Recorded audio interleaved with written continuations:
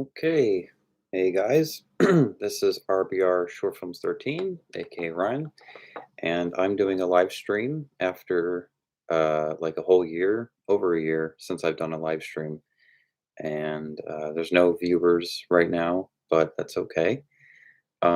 This is if anybody's rewatching the live stream. Um, yeah, so I wanted to give like some movie updates on my next projects and talk about some recent horror films and yeah, so horror movie talk and my films. Um, yeah, because I haven't done a live stream in a long time, but uh, uh, I've been wanting to do a live stream for a while, and I might do one tomorrow night as well. I don't know, but I'm definitely going to be doing more live streams more often than I've used to. Um, and keep updating you guys on my next two projects, what's going on with them, and uh, keep you guys updated with the process of those projects. So, anybody that's tuning in, feel free to post a comment on the live chat. Um, you know, I'm always open to discussion with people about um, my films and then just movies in general. And yeah, so I'll start a conversation or something. That person left. So, yeah, and I've noticed that too with live streams is like what I need to do in the future is like more often is to let everybody know that I'm going to be live streaming, like a day before, and that way my subscribers are informed about it. Just sometimes I just like to just get on the live stream, and just talk to you guys instead of like, oh, I have to let you guys know a day ahead, 2 days ahead. Sometimes I just like to just live stream, but a lot of people have busy schedules and stuff, and they don't always see it in their live feed. They don't see it in their feed, that someone's live streaming one of their subscriptions. So it's definitely important for me to do that. Um, so 5 minutes in, and nobody has joined the live stream. I've learned with live streams, the longer you live stream, the more people tune in. Um, only a few times, I think, or a couple times where people responded immediately when I started a live stream, but I think that's when I informed my subscribers, audience that hey, I'm going to be live streaming. So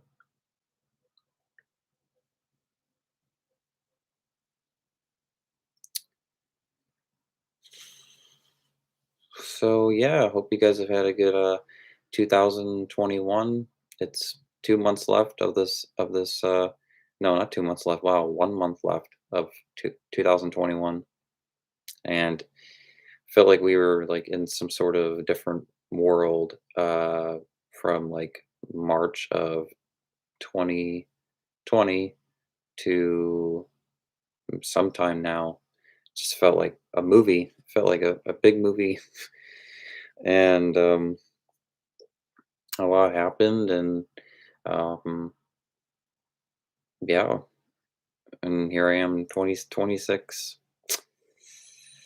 Only got a few years left in my 20s, and I just want to make certain amount of films that I can be able to be in where I still look young for those characters, because I'm not going to be able to play high schooler, forever. Um, and I'm just ready to get back to um, directing my projects and then editing those and get them out on YouTube for you guys. Um, just it's been difficult finding actors. Probably out of any of the movies would be these next two films, Insane Cage of Madness Part Two and The Devil Servants. Um, uh, the casting has been a lot better now than it was like a year ago. Like there's actually actors picked and stuff, but there's still more actors that we need to get. Even though filming is supposed to start this month, and I really hope so. I really hope so. I really do, because I just want to film these movies already. I had to postpone both of these movies in March of 2020, so that's coming. That's going to be 2 years, um, and it's just really hurtful as a filmmaker that I haven't been able to do this. I haven't been able to make these movies, and I feel like I let you guys down. And I don't.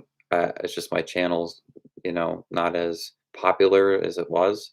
I don't get the same views and everything that I used to. And something happened in our world that kind of messed it up. So I've had to, you know, in a way, I had to restart with my channel in some ways. And there's going to be movies that I'm going to be making in the future that are non-horror, and I'm going to be expanding my range. I feel like by 2021 now, it's time to try other projects that aren't horror related, even though I will continue to make projects that are horror related throughout the time of my life, because that's my favorite genre of films. But I definitely want to expand my range and do more that I've never done before. Because I feel like I will not live up to my potential as a filmmaker if I don't. And so I'm just been writing and writing and writing and writing all these new storylines, these new films, these new projects, and where can I go, and what story should I tell first, and what would be a powerful message to people, or what would really scare people, or what would put people at the edge of their seat. So I have to think of all these different ways of um, entertaining the audience, and knowing when to stop at a certain point too, and not to uh, push the envelope too far. So um, yeah, so I have these projects that are coming out. I'm filming this month, and the filming should be done before Thanksgiving for these next two films, if not December. But I'm really hoping this month, because December is always like the busiest month of the year. It seems like it's a very busy month, and it's very hard to get anything done in December. So I just have big fingers crossed for this month, and it's looking good. It's looking good, and it looks like these films can happen. They can be made. It's just, the other people that are helping me with these next two projects, they have to be as motivated and excited, and all those things for these projects for it to happen. And I know it's been really difficult because of um, a lot's happened this year, and a lot's happened last year. So a lot's changed since, even when I released Insane Cage of Madness Part 1, which was in November of last year. To think that it's going to be a year since Part 1 came out. And I shot parts of Part 2. I shot footage for Part 2 before we all had to go into that lockdown. And I shot scenes for Devil Servants as well. But there's still so much more footage I have to get. And I feel very empty inside without these projects being made. As a filmmaker, it's been very frustrating and upsetting and exhausting. Uh, and it's really impacted me a lot. And I just can't wait to complete these projects. I can't wait to complete filming them and say I did it, and then I can edit them, get them out on YouTube, and really uh, entertain you guys, and really create content that's uh, entertaining and exciting and or thrilling. Anything. I have these next two projects. I have a lot in store. You guys would really like these movies, and I'm going to put everything into them. But it's all on getting the actors for these roles and making sure that they're reliable, they show up on set, and all that. Like sometimes I get movies done in a day, and sometimes they take up to 3 days to a week to a month. It varies, and it's on the actor's schedule. If we can get everybody at once, then we film it and we get it all done, because everybody's there, and we know we're limited on time. And that's always the worst part of making these movies is the limited time that you have. Because I would love to be on set longer. I would love to be able to direct these actors longer. Just because when you're low budget and you're nonprofit, you are very limited on time and people's schedules, and it's a lot more on you're on their time more than my time. Even though I'm the director, doesn't matter. And so you have to put that aside, like, oh, I'm the director, but I have no say in what happens with the casting. In terms of not who's casted, it's um, what happens when you're filming on set. Like, you can't just call that actor and say, all right, show up. You just hope they show up. You hope that they keep their word and that it remains that way, and that it turns out the way you want it to turn out, and that it works out the way you want it to work out. And that's what I'm just hoping, with these next two projects. After everything that's happened, I just want a very simplistic, easy shooting process for these two films. I really can't handle any more drama with actors. I really cannot. It's it's like I've already experienced having to deal with all of that, with actors dropping out last minute, and then they change their mind, or this or that or this or that. Like, I, that's the worst part of being a filmmaker is that process there, and also being limited on crew, and because these actors aren't getting paid. Um, It's a lot of what they say more than what I say. It's like, "Okay, I'll be there tomorrow, and that's the only day I can film what you want me to film." And if I can't get everybody else that day to film, then it's over. I can't film that scene. I can't film those scenes, because what am I gonna do? "Okay, we're gonna shoot your scenes and then bring in another actor the next day when it's, like, different lighting and this and that." Like, people don't think of the technical aspects that go into filmmaking. You have to make sure the lighting is right, to make sure that the camera framing's right, to make sure all these things, these technical things that people don't understand unless you're a filmmaker. Uh, you're not going to understand that, and it's very hard to explain to any of the actors that process. And I think a lot of them, they don't know what goes into that.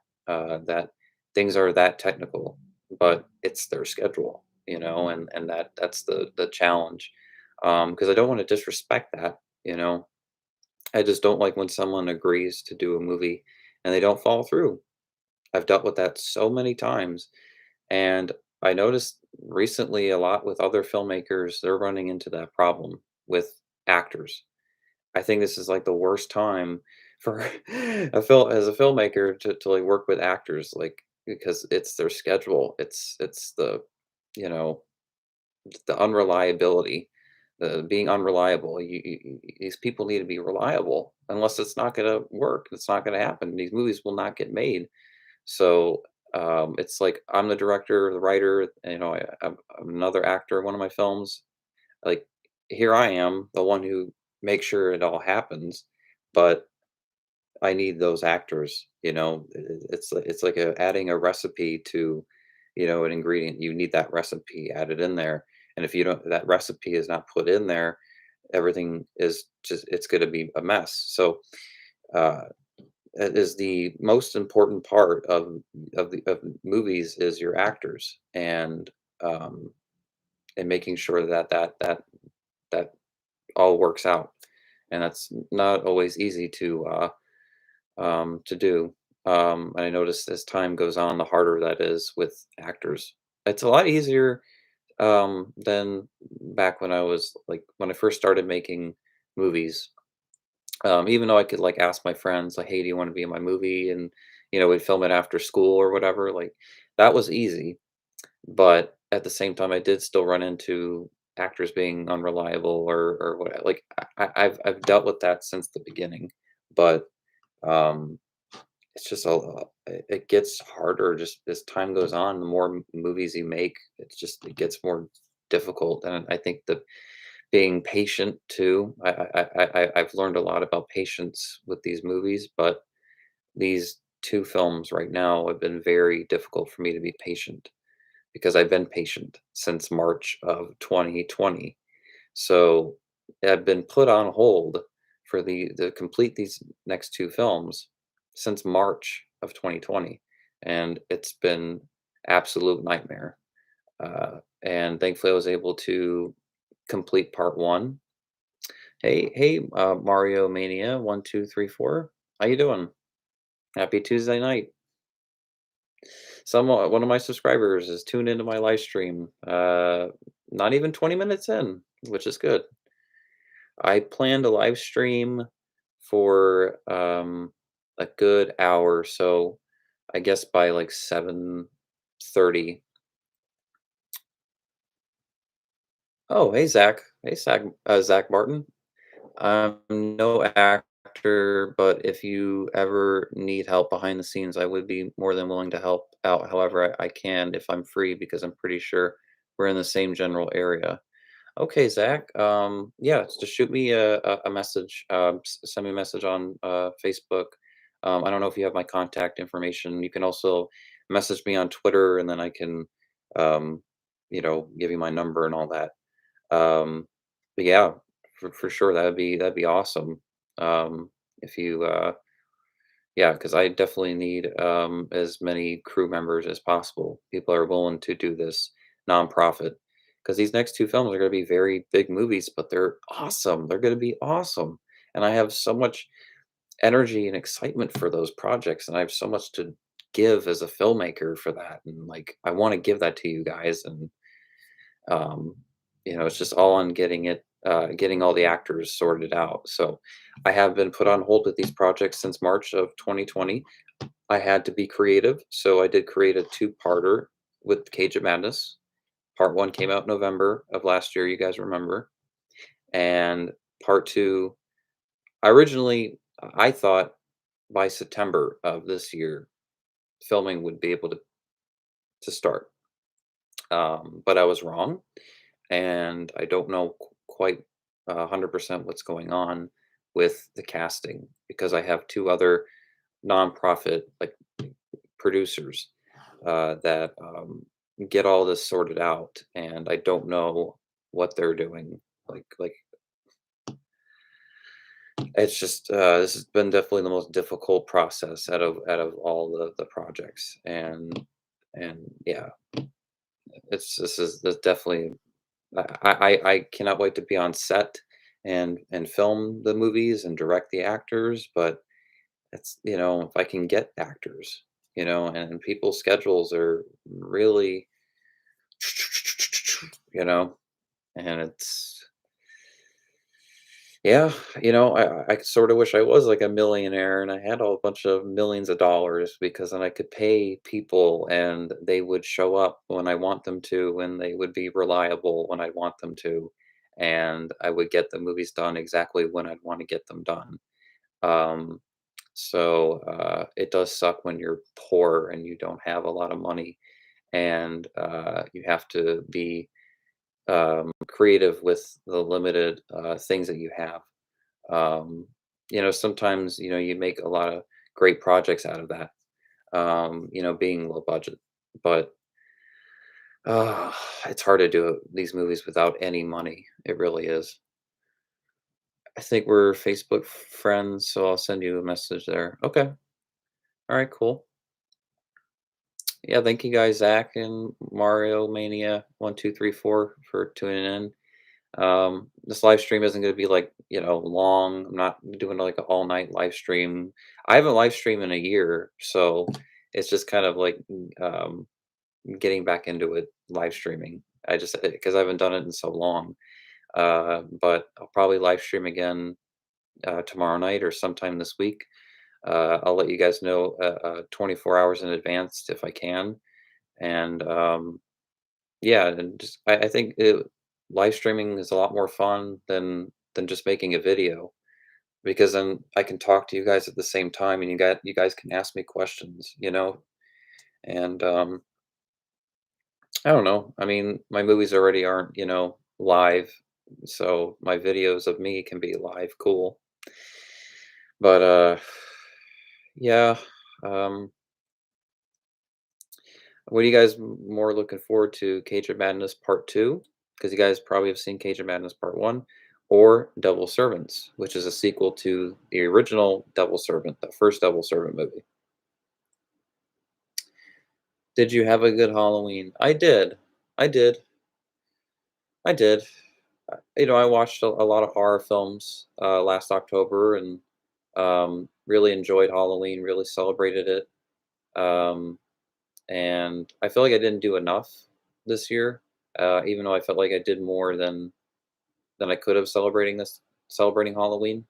But I don't know. Every year since I've been here in PA, I mean, the first year was here was 2017, living here. Uh, I've been invited to a Halloween party every year, and I've gone to a Halloween party every year. This was the first year where I didn't go to one, and not really anybody invited me. So it's always like the highlight of Halloween for me is the Halloween party when you can dress up in your costume and you just socialize with people, and you see other people in costumes, and you just and just enjoy the night. You enjoy Halloween, and it's more fun when you're around people on that holiday than by yourself. It's just kind of boring and depressing. Um, so I'm like an insane introvert, but when it comes to like little things like that, I'm definitely extrovert more so. I feel you. The extent of my Halloween this year was carving a pumpkin. LOL. No, I carved a pumpkin too, and I had it have it set outside. I'm going to uh take my pumpkin down and everything tonight. Because I'm gonna be start celebrating the next holiday. It's a bunch of holidays in December, but um, there's always one holiday aside from Halloween that I love, which is Christmas. But yeah, I kind of wish that this year would have went on a little longer in terms of the Halloween, and I would have been able to do more with my friends, and I could have gone to a Halloween party. And this was the year where I needed to be around people a lot, and um, yeah, I had a huge display as I do every year. Yeah, I didn't carve like multiple pumpkins or anything like that. I don't have a skill like that, and I have to be very careful when I carve pumpkins, because I get anxiety when I carve them because I just have anxiety with knives. I get anxiety always at like, oh my god, I don't want to cut myself kind of thing. So I'm always trying to be very careful, and thankfully, I nothing happened to me when I was cutting the pumpkin. But it's a decent pumpkin, I guess. I posted pics of it on my Instagram and my Facebook if you guys want to check it out. Um, but I don't think I have my Instagram linked on my YouTube channel, but it's because my Instagram and my Facebook are more personal. Like that's my personal life. With Twitter and my Facebook page, and then my YouTube are all like my movies and this part of me, not a lot of my personal life. I just don't really like to go into my personal life on YouTube, because it seems like any time that I have, I get more bad responses than good responses. Um, but yeah, I kind of like to keep everything out of my YouTube channel and just kind of make sure it is what it is, which is my movies and entertaining people and all that.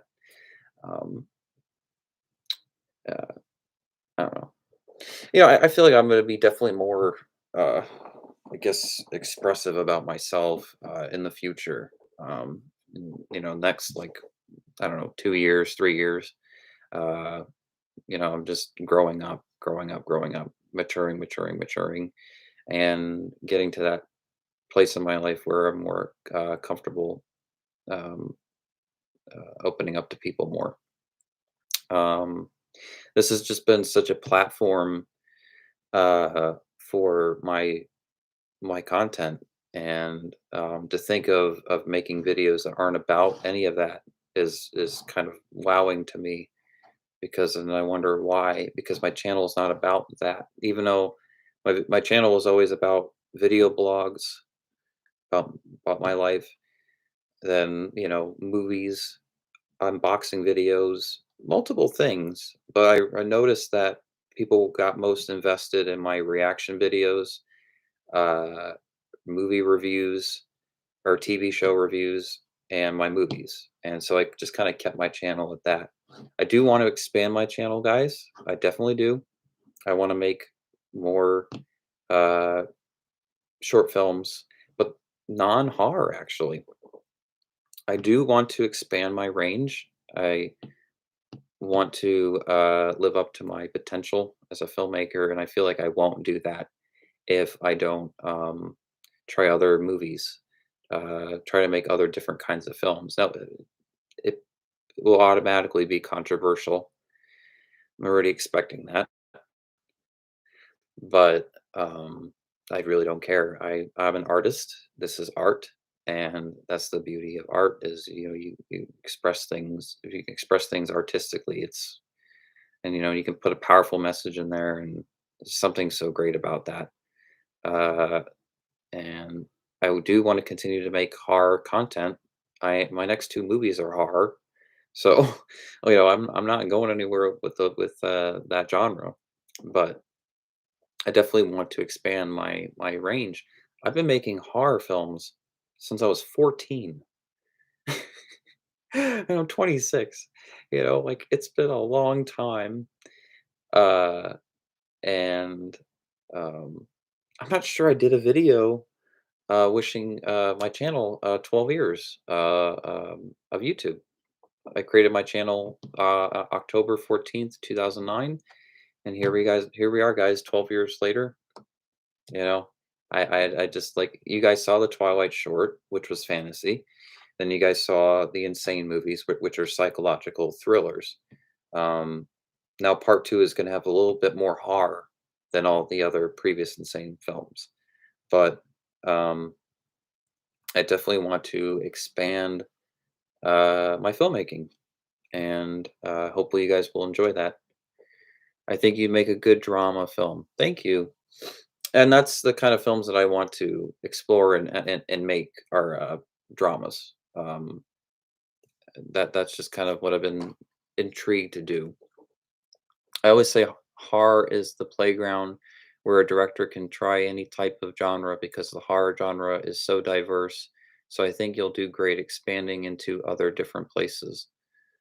I always say horror is the playground where a director can try any type of genre because the horror genre is so diverse. So I think you'll do great expanding into other different places. Thank you. Thank you. I had to reread that to make sure that uh, I'm not wearing my glasses too.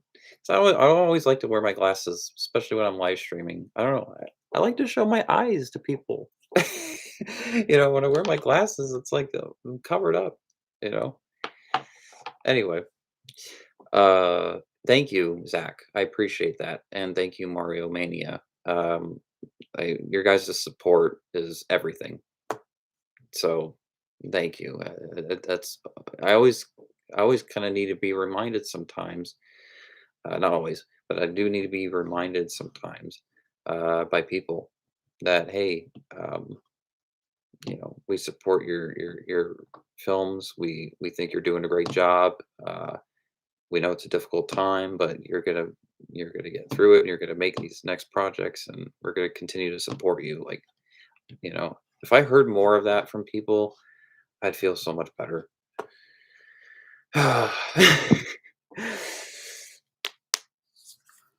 One second. Just gonna grab my drink, my juice.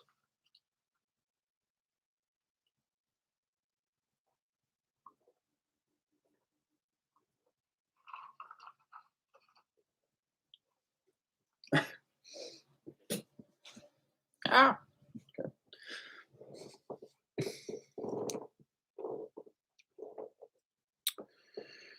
So, do you guys have a new personal favorite short film that I've made so far? Or is it like the same camera? I just want to make sure I get it. Okay. Get me more in frame. Um, Thank you guys for joining this live stream. Um, honestly, thank you. Like, I always just feel so much better when when I hear from you guys, and when I just hear from people. Like, I don't always want it to be about me, okay? Just sometimes I I because of not everybody knows what goes into these projects, because of the effort that I put into all that, um, and the sweat and tears. Sometimes, I need to hear certain things from people, um, and supportive things, uh, just to be reminded that what I did was not a waste of time, and that I'm not wasting my time, kind of thing. Uh, because the worst thing ever is if I'm wasting my time with my life, kind of thing. And I want to be doing things in my life that are have an impact on people in a good way. And I want to have a really strong purpose for this world, and I want to inspire a lot of people. I want to continue to do that, and and help people through my films. You can't just go up to somebody and be like, "Hey, I'm going to help you," But if you can make a film that someone can watch and it changes their perspective, and that's how you help someone. Your latest Halloween short was my favorite thing you've done recently, I think. Oh, thank you. Halloween New Blood. Yes, I can ask you guys that, Zach and Mario Mania. Halloween Kills or Halloween New Blood? Which one's better?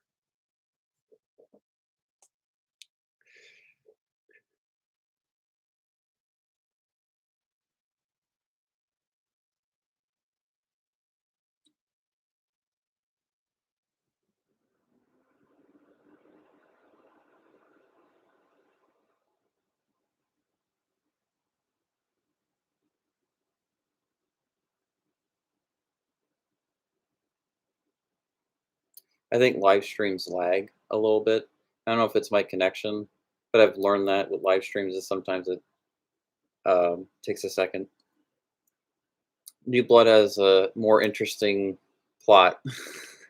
Thank you, thank you. Well, I didn't know Halloween Kills was gonna be that, you know, body count, body count, body count, body count. What I wanted to do with my fan film, and I wrote Halloween New Blood before I saw Halloween 2018 and after too. So the script was being written right before and right after.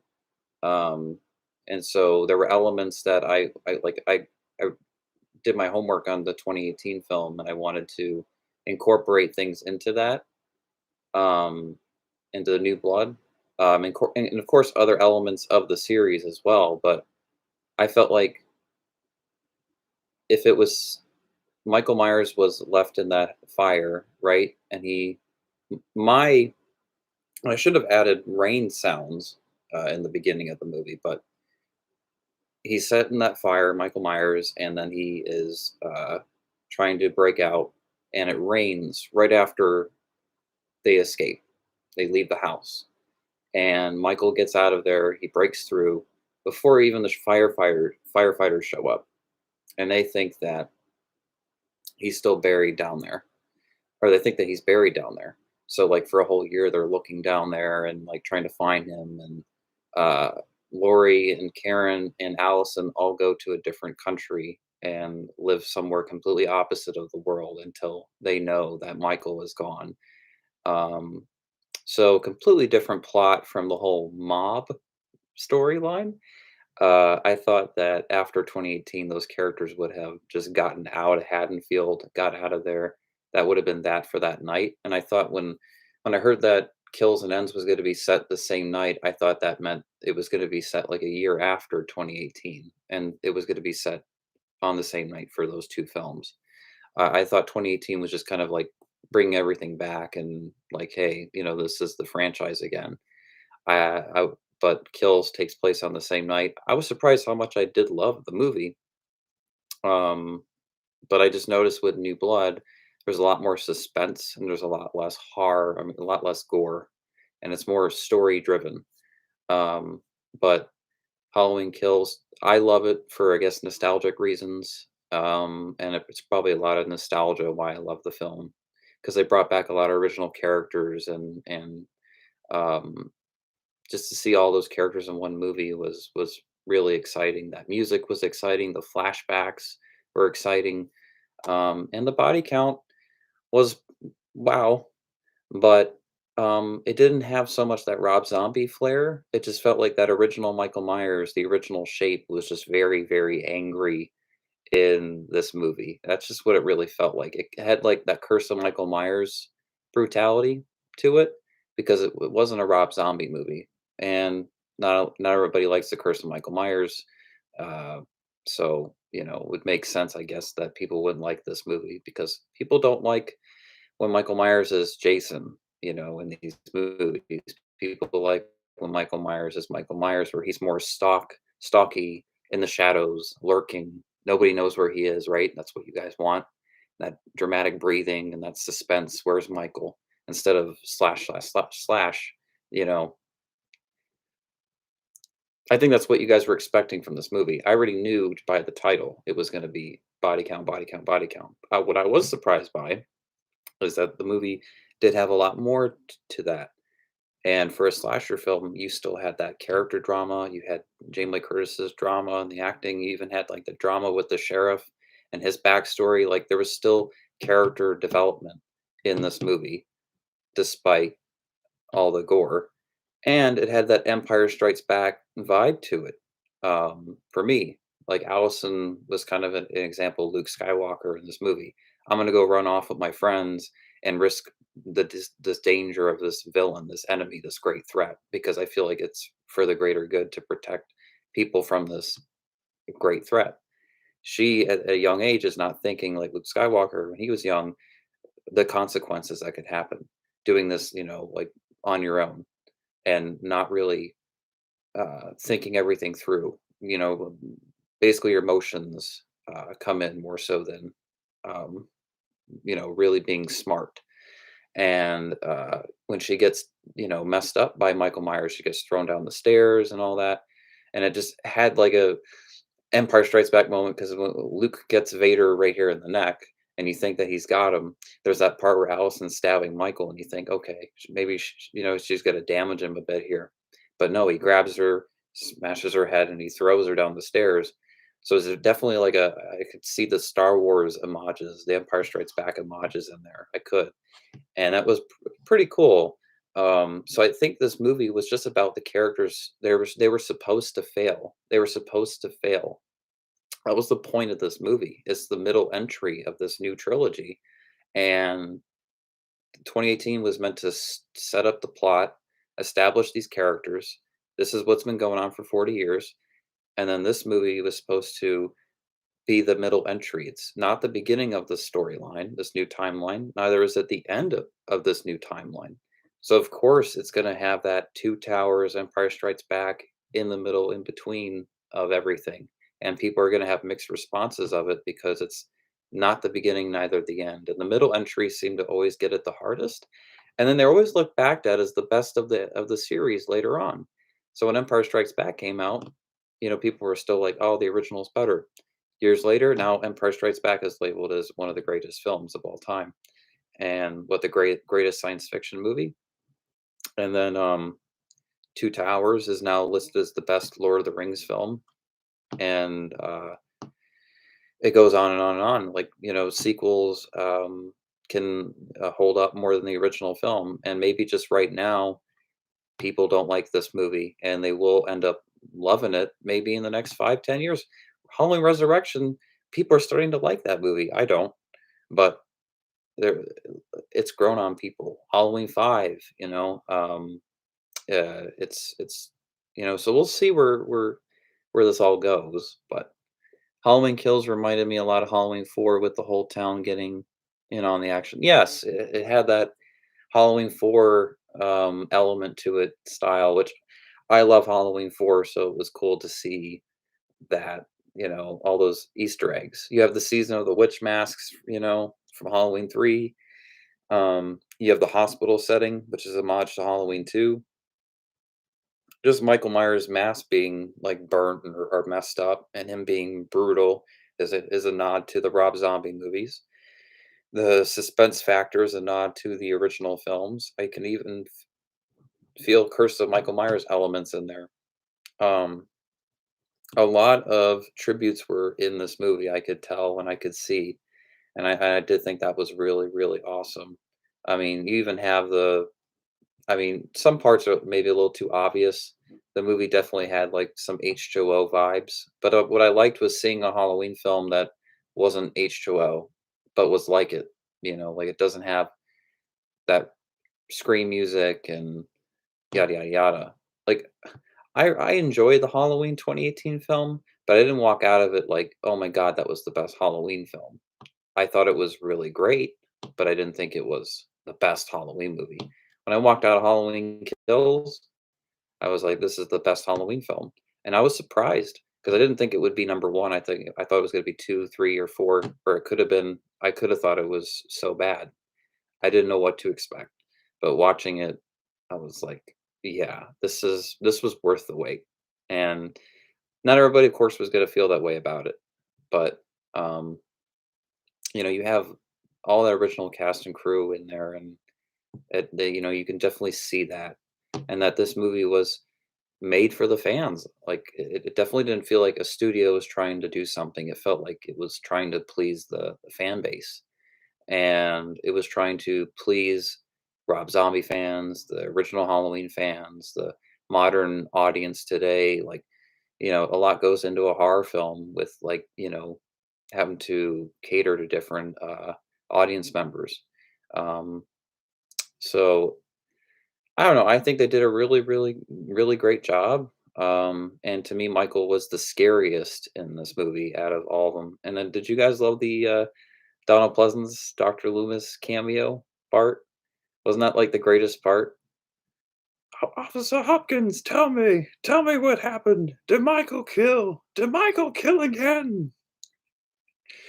Like, that was so great. I was shocked at how well the flashback was done. They made Loomis perfect. Yeah, I I agree. At first, when I saw it with my uncle, he thought it was CGI, and I thought so too. Um, I knew they got a look-alike actor, but I did not know they used prosthetic makeup on the actor. I was very surprised that they did that, but then that was very smart of them because their budget was like 20 million. So imagine a deep fake with that budget, I mean, you can even look at The Mandalorian, and that budget is super, super high, right? But the CGI on Luke Skywalker was not, the best. You could tell it wasn't real, and that's the power of practical effects, and prosthetic makeup. Um, you know, I always feel like a lookalike actor, with like that kind of prosthetic makeup or something like that is way better than doing CGI. Even though you want that original actor, you want that original person. If there isn't a way to bring them back, like through like reused footage, like recycled footage, kind of like what they did with Carrie in episode 9. If you can't pull off something like that, um, then you just kind of have to start over and use a different actor. And it doesn't always necessarily it's going to mean a bad thing for that movie.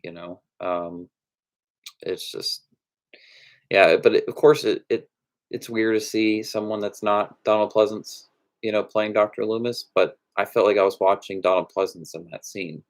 The camera lighting, the framing, they got everything right in that opening sequence, that whole flashback opening. Like, the whole opening flashback is better than the entire film. Like, I wouldn't have mind a whole movie of that. If they start a new timeline for the Halloween movies and they want to go back to like 1978, 79, 1980, 81, they could give us that kind of style of Halloween again. And that reminded me that these characters definitely belonged in the era that they were created. Michael Myers was meant for 78. Jason was meant for 1981. Freddy Krueger was meant for 1984. So when you have that old style from those original movies, it just it's like that's what you wanted from the beginning for a sequel from these movies, and it's just surprising so many sequels from that time couldn't live up to certain things, but doesn't always work out. Yeah, I wouldn't have minded a whole film shot like that. Yeah, they could have shot Halloween Kills entirely like that. I don't know why I don't know why they didn't shoot Halloween 2018 like that. Like I know they're trying to, give it that modern day flair, but why? The original movie is one of the greatest looking films of all time. It's one of the best shot movies. It's Dean Cundey who did the cinematography. Why would you not want your Halloween film to look like that? To look that good, you know? And to have that nostalgic music and all that's what people love about the franchise is that. People like Michael Myers' clean cut mask, and it looks like the original mask. They got the mask right. Out of all the sequels, this was the first Halloween film, aside from the original Halloween 2, where they got the mask right. And, the flashback opening, they got it right. When he's walking in that neighborhood, you know, like, it's that original mask. You can tell it's, like, slightly a little tiny bit different, but overall, it's that same mask. And when Michael Myers is like grabs that cop and he's like behind him with the rope and it's like and he's like punching him and that was intense. And then the way he walked, uh, the Armstrong actor, stunt guy, I don't remember his first name, but when he does the walk and he goes down the stairs and he's like this, and he's just like I don't know how he does a certain movement with his shoulders, and it's like that's what Nick Castle did in the original film. I mean, this guy crushed it. He did his homework. I could definitely tell.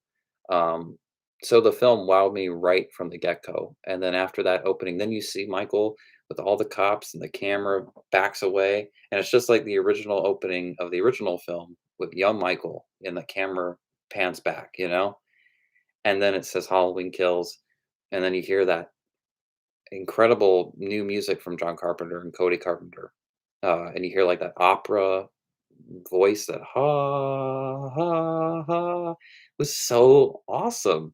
I'm like, wow, this movie is just fan service upon fan service, because then right after the opening, you have them going into Lindsay and the nurse and Mary Chambers and go into Liney's character and like all this stuff. Um, and I don't know, I don't feel like a Halloween film has been on this level, and I can't even remember. Um, yeah, I wouldn't have minded a whole film shot like, the walk down the stairs was unsettling but cool. Yes, yes, and that's exactly how you're supposed to feel when Michael Myers is, when he's walking and he's walking down the stairs, especially that kind of shot where he's walking down the stairs. He's supposed to move a certain way, and then I don't know how you guys feel about James Jude Courtney. He's an incredible Michael Myers. I mean, I hate to say it, he's like my favorite Michael Myers. And someone like me who loves Nick Castle and Dick Warlock and their portrayal of those characters as Michael Myers, they were great. And they're that'll never ever change. But James Jude Courtney really brought something to the role. Kind of like how Derek Meir was for the Friday remake, I guess. But it just, I don't know. He was that old Michael, but Michael at 60, but he still had that I don't know. James Jude Courtney crushed it, and you connect that with Nick Castle, and then Armstrong, the guy who plays young Michael in The Kills. You have literally the best stunt guys that have played Michael, in that movie. To me, that's the best portrayal of that character and the best stunt work I've seen so far for the Halloween films of Michael Myers. I think he was the best part of the film. Yeah. Another big improvement they did with that movie was Karen. I didn't like her in Halloween 2018 at all. She was a very unlikable character, and I felt bad for Lori because uh, her daughter was just not really supportive. And I can't imagine that situation. You're raised by a parent that's putting you in this consistent fear your whole life that some man's gonna come find you, and you have to be prepared. And you know, she teaches her how to use a gun and to set traps, and it had to have done something to her head. So you do think about, and I think it was more so Judy Greer's acting more so than how the character felt, and that's how important acting is. And I just don't feel like she brought it in 2018, but she did with this one. Halloween Kills, I can tell she definitely listened to fan criticism because she was a really good character in this movie. I really liked her in this movie. Judy Greer did a really great job in this film, and to me, she was kind of the best part of the movie, aside from Michael Myers. Any of the characters that I cared about, it was the most was uh, Judy Greer, Karen, because she just lost her husband in the storyline, and she's it's you did definitely feel for her. She tried to help the mentally ill guy, and she just had a really great um, uh, place in this plot. She just served more of a purpose in this movie than the last movie. She felt like an important character, and you got to know her more, of course, because of the last film. But just her acting was so much better. Yeah, she was just written and acted better, completely. And I was very happy about that because I was concerned that Karen was going to be as annoying as she was in 2018. But I was kind of hoping that that moment, the gotcha moment, we would see more of that Karen. And we did. We got to see that Karen in this movie.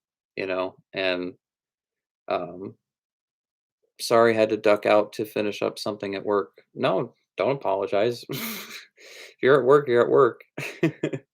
It's all good. Um, yeah,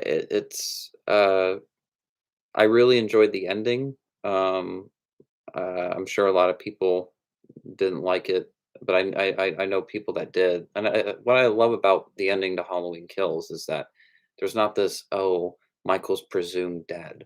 Oh, or he's supposed to be defeated at the end, and we're supposed to believe that he is, but we know that he really isn't. You know, I just get so tired of that. And the fact that he was the winner of this film, no one really took him down, even though he had a whole mob take him down. He wasn't like defeated and like presumed dead, kind of like cliffhanger kind of thing. He survived that, and at the end of the movie, he's in his old sister's room, Judah's room, looking out the window. Like that was really intense because we've never seen Michael win. You know, he's always defeated every movie. Halloween 2, he's set in a fire. Halloween 4, he's shot down by a mob and goes down into a mine shaft. 5, he's shot with all these dart guns and beaten by floorboard by Dr. Loomis, and then is captured by his cult at the end of the film. And then 6, he's beaten up by Tommy, and then his eyes. I mean, all that was going on in that movie. I mean, he wasn't really taken down much in the sixth movie. And then H2O got his head cut off, but then it wasn't him. And then Resurrection, he's set in a fire and he's presumed dead. But then he opens his eyes at the very end, like, aha, got you. Um, this time around, and especially in the remakes, it was always like, that's the end. At the end of the movie, it's like, that's it. There's going to be no sequel. But this movie, even 2018 had that, like, oh, Michael could have been destroyed, but he also couldn't have been. This movie was like, no, Michael is the winner. He was not defeated, and he is here for another movie. And it just that was really ballsy for the filmmakers to do that, because there's always that he's taken down by a character and then comes back. I don't know. What did you guys think of that? Did you think that Michael Myers should have been defeated at the end, or do you think that he should have, or are you guys glad that he was not defeated. Um, I mean, of course he can't be if there's another movie, they have to. That's why I didn't understand what people why they were so angry. It's like this isn't the last Halloween film in this new timeline, so you're all probably gonna look at this film differently after Halloween ends. It's probably gonna react differently to it, just like people reacted to Empire Strikes Back differently when Return of the Jedi came out. Because Return of the Jedi fleshed more of it out, and Halloween Ends is gonna flesh kills out a lot more. If you use the producer's cut as the ending for that original continuity, Michael gets away. Yes. If we're talking about the producer's cut and not the theatrical cut, yes, Michael was the winner in that film. Yes. Yep.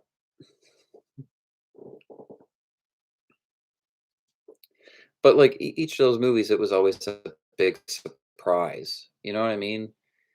I mean, this film, Halloween Kills, you knew he wasn't gonna be defeated, you know? I like the ending montage a lot, it was kind of mystical in a way.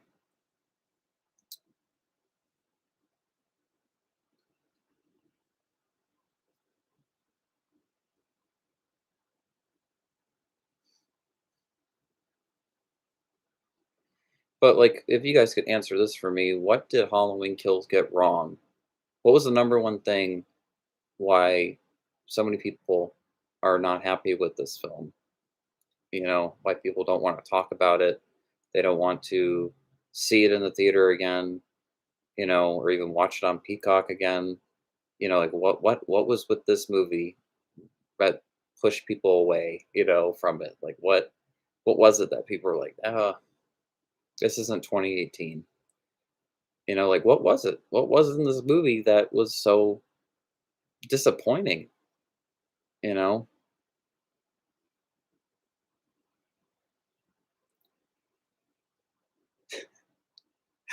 Evil dies tonight. That stuff was pretty over the top.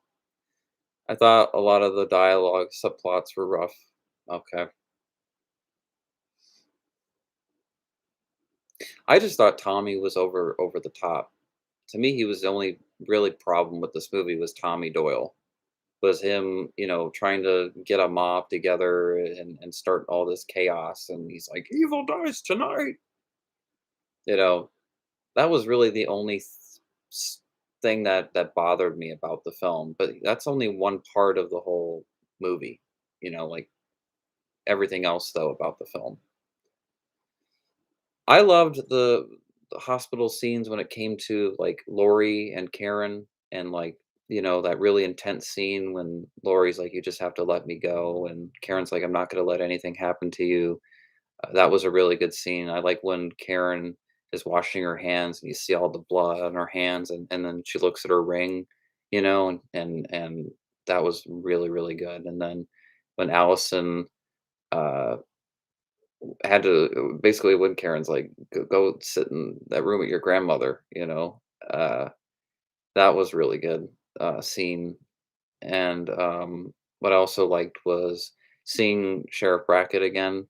I don't know is, uh why he would still be working in his 80s as a security guard, but it was nice to see Charles Cyphers finally in a Halloween film since Halloween 2, and, I I didn't like Will Patton's character, in the Halloween 2018 movie at all, but I think because he was given a backstory in this film, I was able to, look at his character a little differently and actually his character grew on me. I didn't really like um Will Patton's character, Frank, at all in that last movie, but I did like him in this because he was developed. Because that scene made me so mad in the 2018 film when Dr. Sartain's like, "Oh, do you know that Michael Myers was apprehended and da da da da da?" And I was like, "Okay, they're gonna show a flashback here." When I was in the theater for Halloween 2018, I'm like, "Okay, we're gonna see like how that went down." Nope. So if they would have shown that flashback in the 2018 film, I would have cared more about about Frank's character, but they didn't develop him. And in Halloween Kills, that's how important character development is too. But this movie did give you that time to where they were able to do that, flesh his character out more. Because in that way, in Halloween Ends, they don't need to go into all that stuff now. That's are all established. So Halloween Ends is the final film. It's everybody trying to take Michael down. It's about more than just all that stuff. So those scenes I did enjoy. Laurie's like, "Oh, there's decent people in this town. What Michael's done, and I'm the one that needs to kill it," and all that dialogue. Like that was good. Of course, what I didn't like was Tommy and him going up to her in the hospital room. And he's like, "Oh, you protected me when I was a kid, so now I'm gonna protect you." And the whole, he tries to get everybody together in the hospital. Evil dies tonight, and then the poor uh, um, patient that wasn't Michael Myers, was terrified, because all these people are after him, and he's not even the right person. And literally, you have Karen, Lori telling even Tommy it's not him, and nobody listens, and it just makes you so frustrated as an audience member. Like, how dumb are these people? Like, does he look like Michael Myers to you? No. Is he wearing a mask? No. I don't think Michael would be like, it's just, and maybe because like in this new timeline, it's set 40 years after the original, so people don't think they don't know.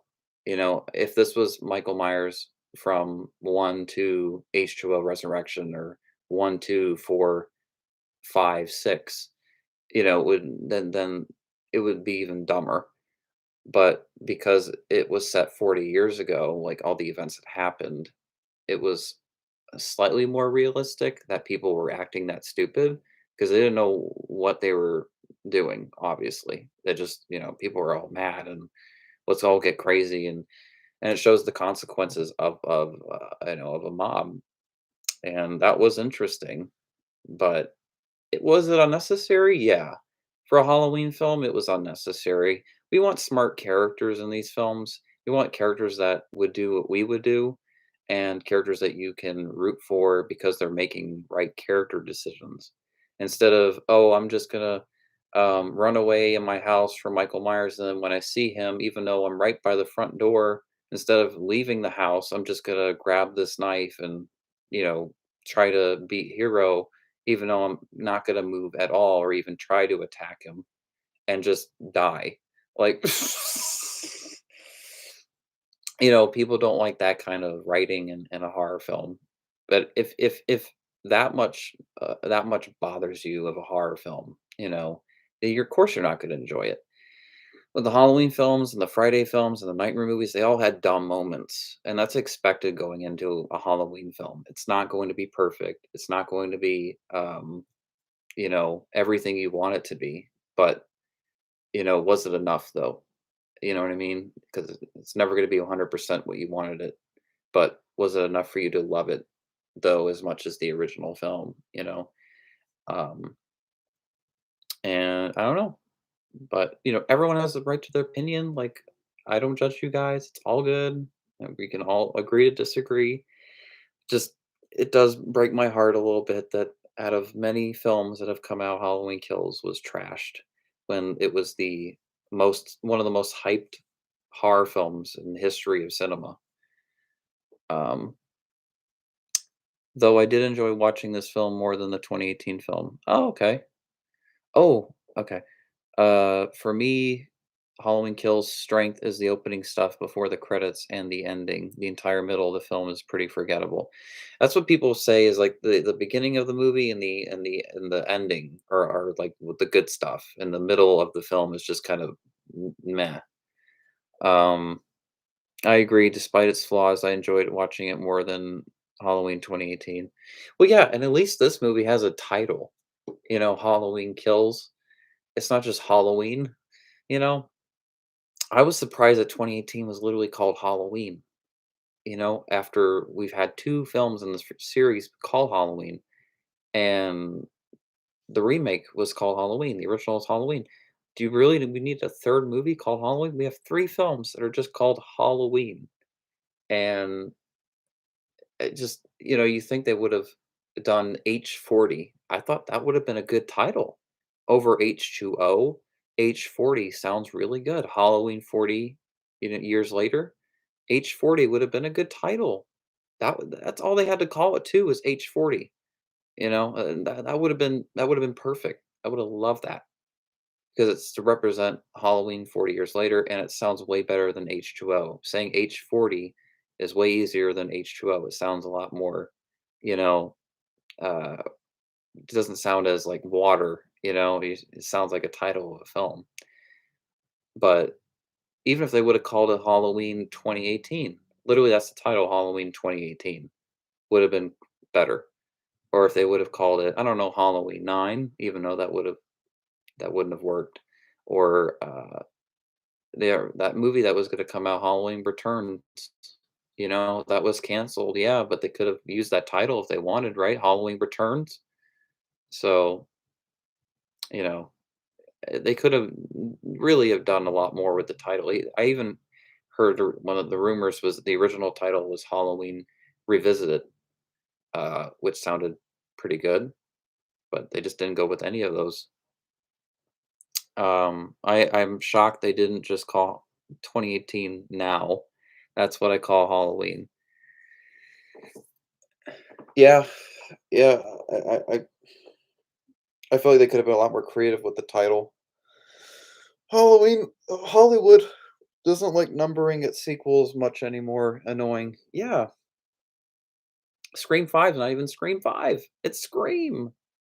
These are like secret reboots, we're seeing. They're remaking these films, but not remaking them because they don't want to make the original fans angry.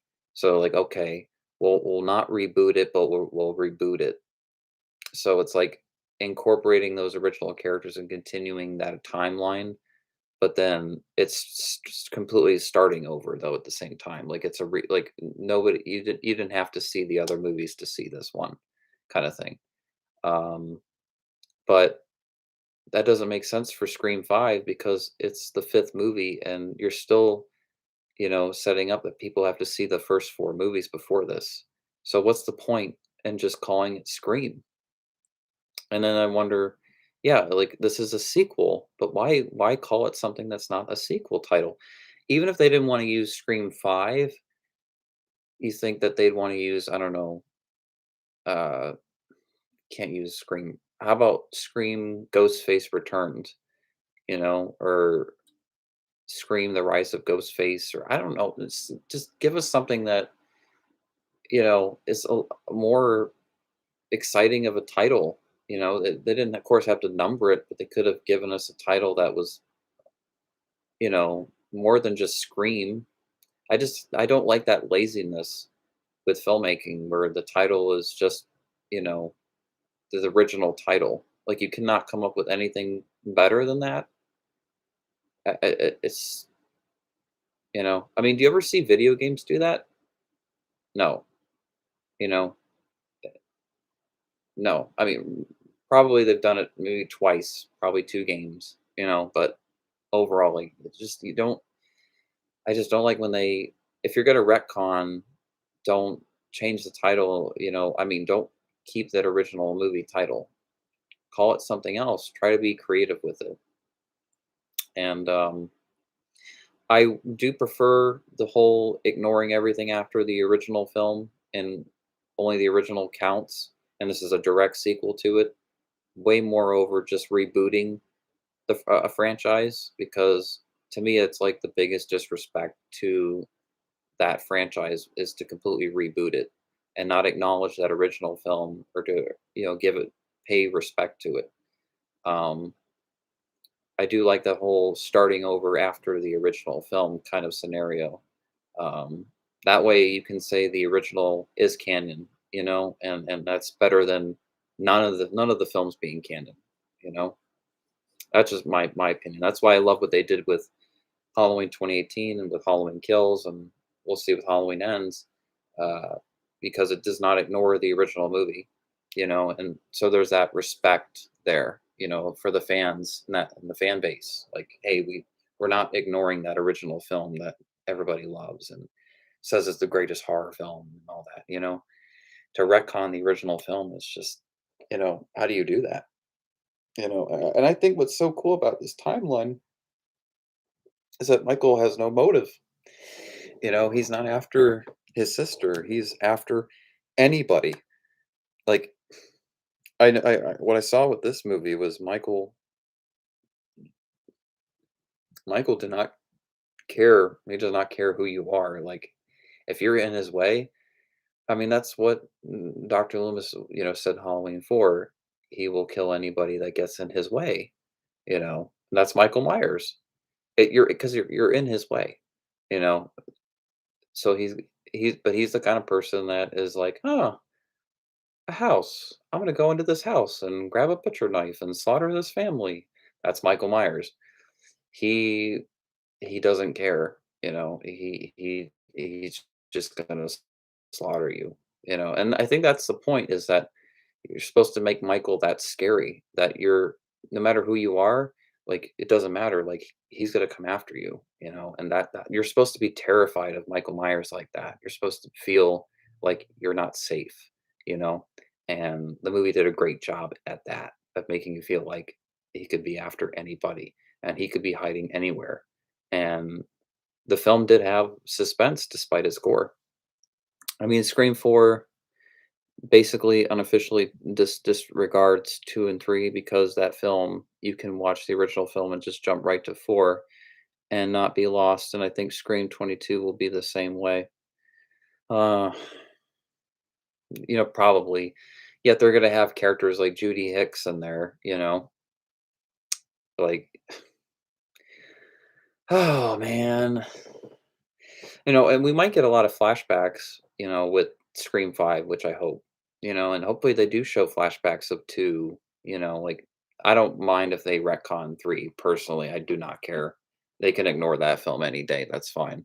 But definitely the first 2 movies, should be the most acknowledged, way more than 4, because 2 goes into Billy's mom, and, like, and that whole storyline, and Randy was killed in Scream 2, and so that film was very important, to the plot, um, and, uh, yeah, it would be cool if they showed flashbacks of the first 2 movies, and I think a little bit of 4 would be good too, because this is a direct sequel to 4, so, it's not like you can just ignore that movie, which they're not because they're including, characters from 4, but,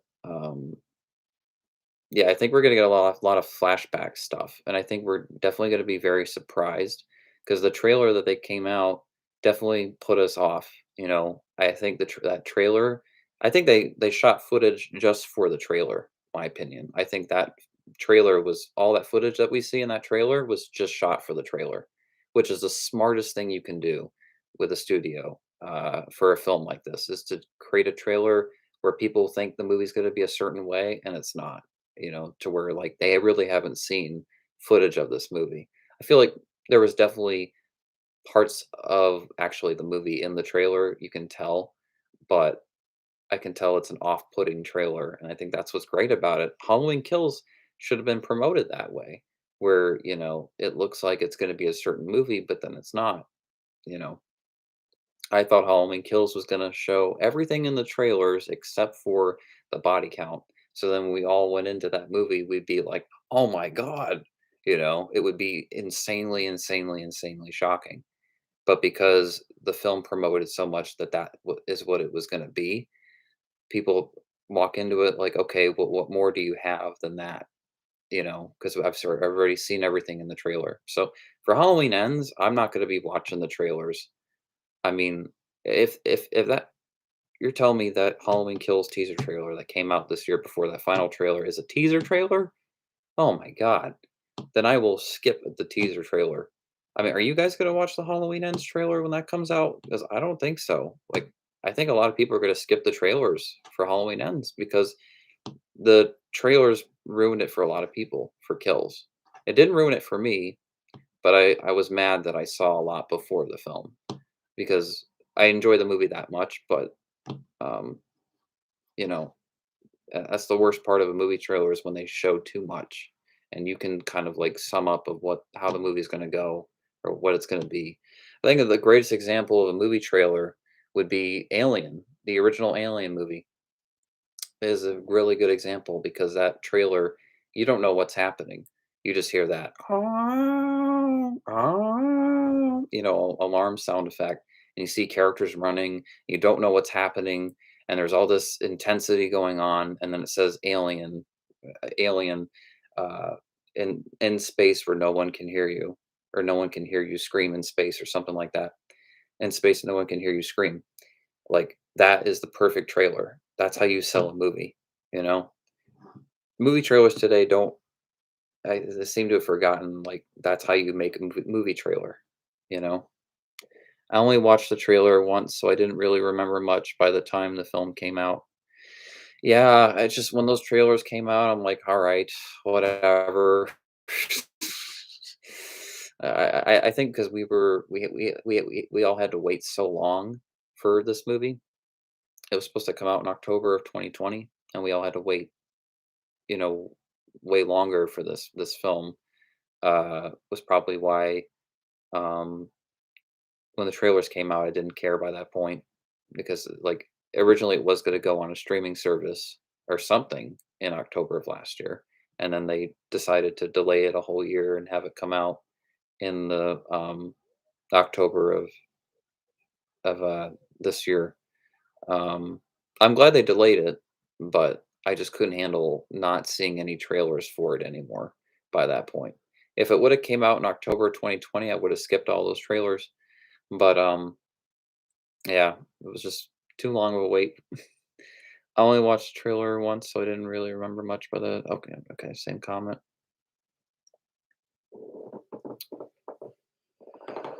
Oh. What do you guys like, the Insane series or the Devil Servant series, more? I know the Devil Servant's only had 1 movie so far, and Insane has had 3 movies so far. So, it would be a little easier to judge the Insane films because those are 3 movies. But, um, just getting opinion from you guys, like, because it's just too like, Cage of Madness Part 2 is the last Insane movie from me. I don't know if I'll ever make an Insane movie ever again, but, um, I wanted to basically, Cage of Madness Part 1 and Part 2 are an epilogue to the first one and the prequel. So it's not really a sequel, they're not really sequels, they're epilogues to that original movie and that prequel. So part 2 is like the last movie for the Insane films, and I might come back at some point, but it'd be like a reboot though, a remake of the original. I would just kind of, you know, start all over again. Um, but Devil Servants, I don't know, I guess I haven't really talked much about it to you guys. Maybe I have a little bit. I don't know how much I've said about this film because I don't want to give a lot away, but uh it's a direct sequel to the first movie, but it's entirely new movie though. Like it's entirely new characters and new setting and like it's a completely different film. But that's the point of it though. I didn't want to make the first movie all over again. That would Why would I want to do that? You know, it's just kind of that would have been misery for me is to that's why my sequels are always different from the previous movie because I don't like doing the same thing again with my characters. Um, and Devil Servants is going to be a lot gorier. It's going to be more brutal. It's going to be scarier. The dialogue's going to be heavier. Uh, it's going to be a lot more intense than the first one, and it's not really a happy movie at all. Um, so don't go into this movie expecting a happy ending or anything like that. I like Insane a lot. Very interesting concept. It reminded me of Saw a lot, and I love that film. Yeah, Yeah, Insane is sort of a tribute to Saw in a way. It's kind of a nod to Saw. Kind of like Halloween was to Psycho. Insane, I wanted to do something that, had a little bit of that Saw kick to it, but was still in a completely different original movie, that could stand on its own. Um, but I think Saw started like a new kind of genre of movies, and um, Insane was to me that experiment of how much is this the Saw franchise, is going to expand movies, and how much are people going to take from those movies or be inspired by, to make those kind of films. And um, so I didn't want to like copy Saw and imitate it necessarily, but I definitely wanted to take elements from it, but to not make the same movie again. I wanted to basically make a different version where he's, you're not like in a trap, where you have to try to get out of a trap. This time around, you're locked in your own home or in a basement or somewhere, for like a certain amount of days and without food and water. And if you survive that, then you can get away, or you can take down the enemy himself. But you have to survive those days that you're locked away. And that's what's so psychological and scary. Um, and it's just really uh, to me, like, it was almost scarier than Saw, because at least with the trap or whatever, like, you know, that's that. But like if you're locked in a room for days and days and days and you can't get out and you have no food or water, you don't know what's going to happen. That's really scary to me because it's so psychological, and there's something so frightening about that. So that's why Insane is always like intrigued me, was that whole element of it. But Devil's Servant was a storyline about a girl that, worshipped Satan and all that, and she gets, bullied by people at school because she is all about Satanism, and even though that's her right to believe in that, um, people are very mean to her. Her dad, her friends, they're all very cruel to her about what she is. And her mom died, and that's her only way of knowing she knows how to cope with what happened. So when she's bullied and all that, um, it sets her over. It pushes her over the edge, and that's when she goes mad and abducts all of her all those bullies, ties them to a chair in her basement, and then kills them in her basement and records it. Pretty intense stuff. And then you have the storyline with the detectives watching it, and then the dad shows up at the detective's office, and it's like, what's happening, right? So that was that film. That was the first Devil Servant movie. Second one is going to have elements of that first movie, but it's also going to take it into a new direction and do something new and different.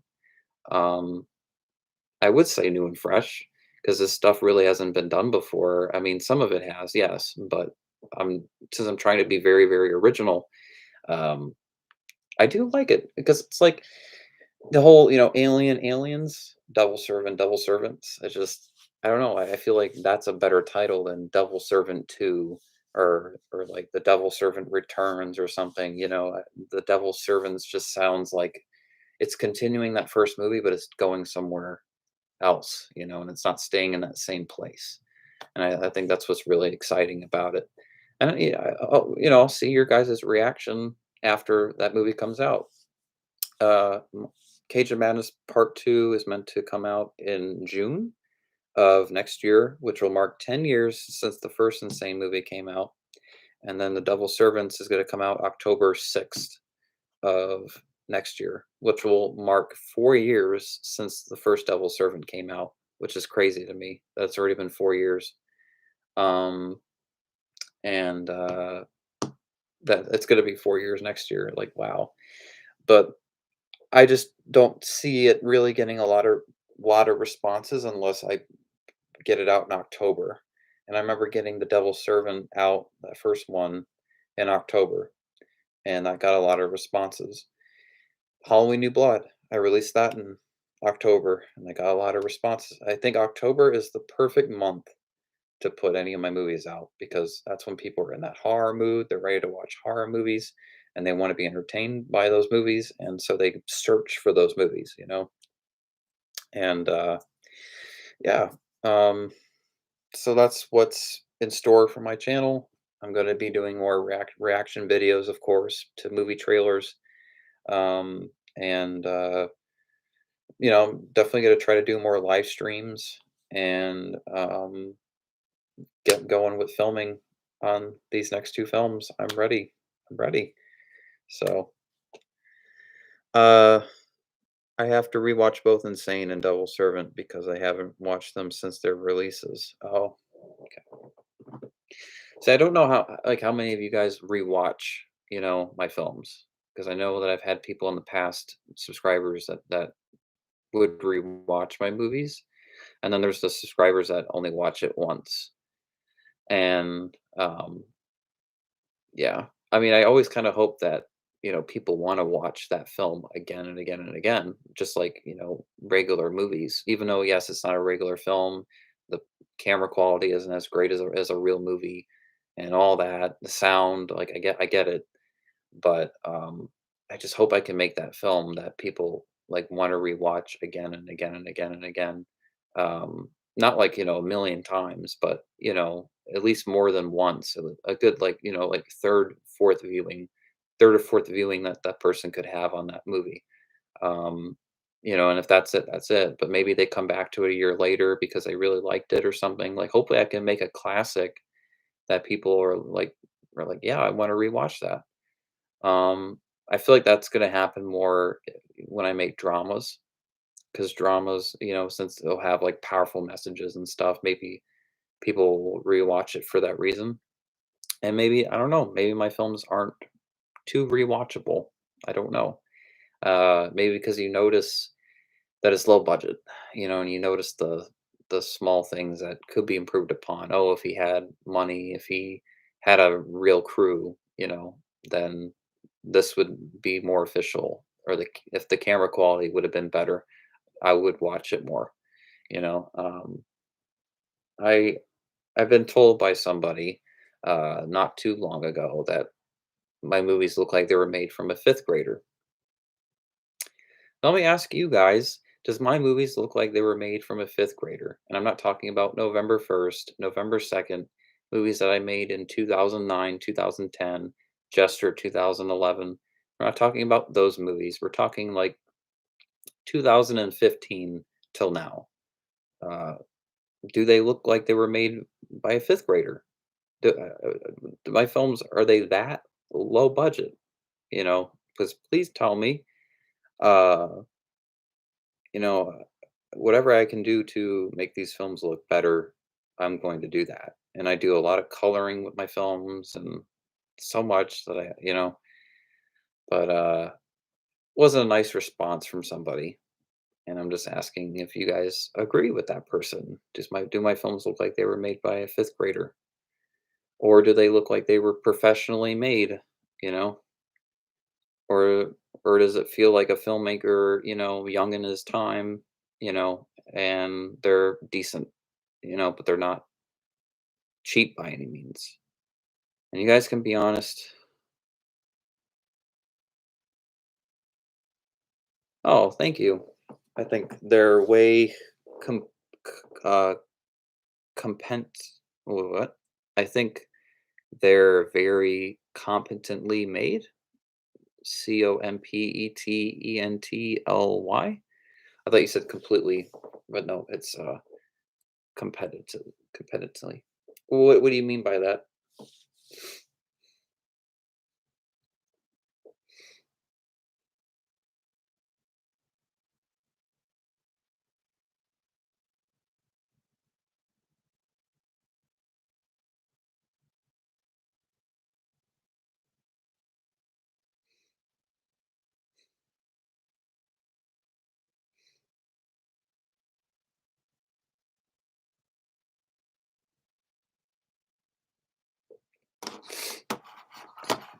one second.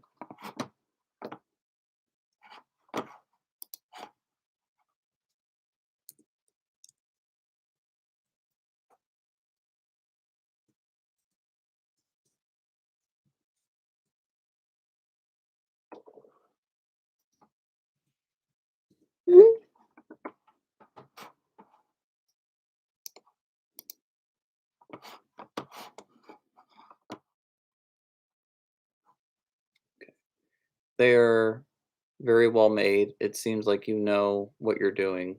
Oh, thank you. Thank you.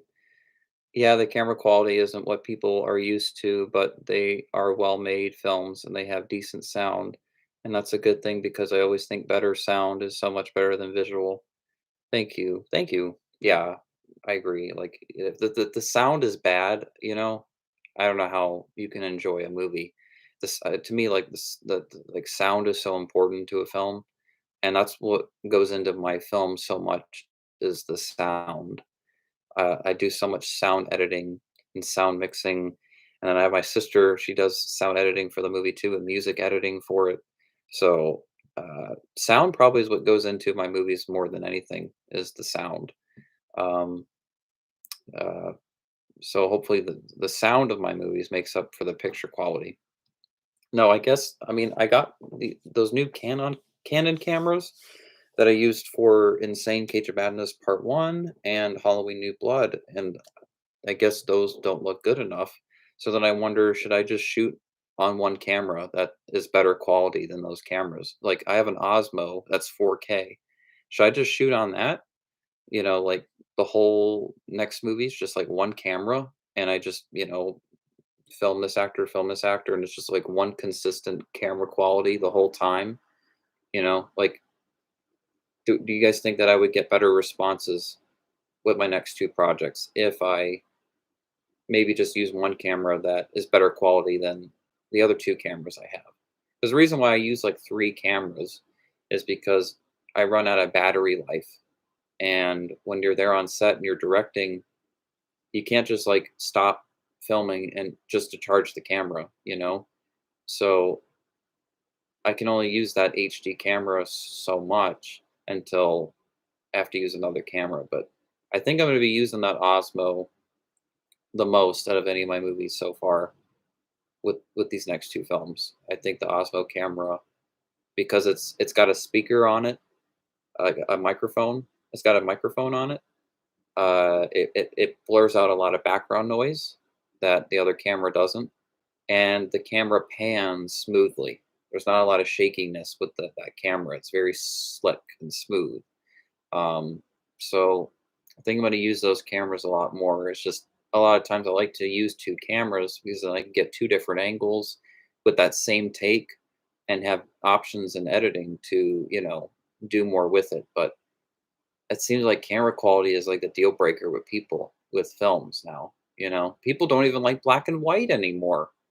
It's crazy. There's no respect to Night of the Living Dead and Psycho and all those movies anymore. Like black and white is no longer cool, which is it's really too bad because black and white is awesome. It looks great for a movie. Of course, depending on the story, but it's always effective.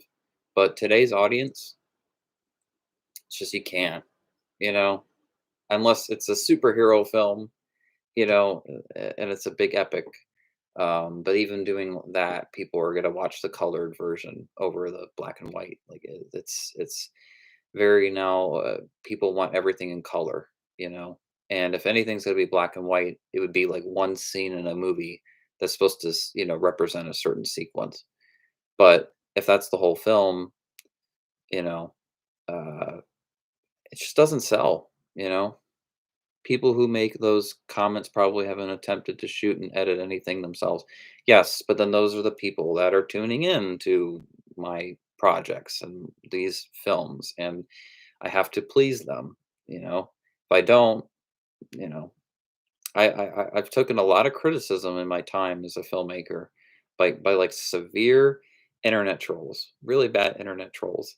I've heard some really brutal stuff from people, but instead of being like all depressed, that, people say that about my films. I learn from it. What are they saying about my movies that's right, that I can choose, that I can actually work on fixing. I can fix this, or I could change this. If I can do any of that and make my films better, where they're going to complain a little less than they do, then awesome. Because you're not going to please everybody. That's how it's going to be with any movie you make. Not everybody's going to love that movie. You know, um, People have become so opinionated. My God, over any time in history, every single person has an opinion. Like, you just never see that anymore, where one person agrees with the other person on everything that they say. That's just not the case anymore. Like, I remember back then when movies would be reviewed, that that person would all agree at the same thing, like they all felt the same way, or also they could have been, back then they could have been afraid to voice their opinion more and what people would say. And now that we live in a time where, we can really, express how we feel about a movie, it's not as people don't feel as scared to be honest about a film that they love or anything. And I don't know. So you really can't judge off of like one person's, review of your film. You have to look at what else other people are saying about it. And you look at, okay, 10 people complained about this. Only one person didn't. So you have to look at that, and a lot of it is the numbers. And it's like, if majority of people complained about this certain thing and only a small amount of people didn't, what I probably should do is fix whatever that amount of people complained about, instead of not listening to them and the next movie not doing as well as the previous movie. You have to learn as a filmmaker, you have to learn to accept criticism and take criticism and not be so narcissistic with your work and your art, and to be more flexible and open-minded. And even though those trolls can say some really nasty stuff, and times have changed now with YouTube. You don't see that really anymore. But a lot of times when they say so many things to me, I was like, you know what? I really don't like that they're talking that harsh and cruel, and they could definitely say this differently to me. But I appreciate that honesty, because I don't think my films would have evolved more like they have if not for those internet trolls, because they're telling me all this stuff back when I was 14, 15, 16, about stuff about movies that I, didn't even know, but because they said certain things, then I did my homework and I improved upon stuff that I originally may not have ever improved upon. So 20 minutes left, guys, and then I'll end this live stream. But yeah, it's important to accept criticism. People who make those comments probably haven't attempted to shoot. No, oh, okay, that's the same comment. Uh, well, let's see. So I can show you guys my Osmo camera. Uh,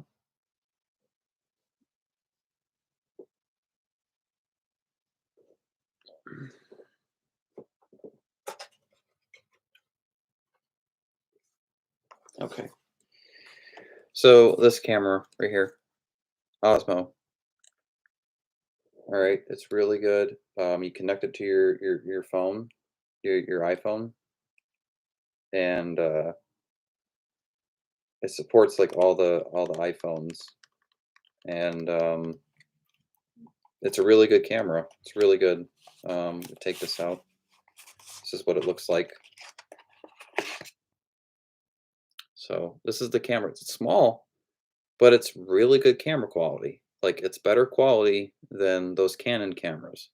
And you noticed how the camera moves.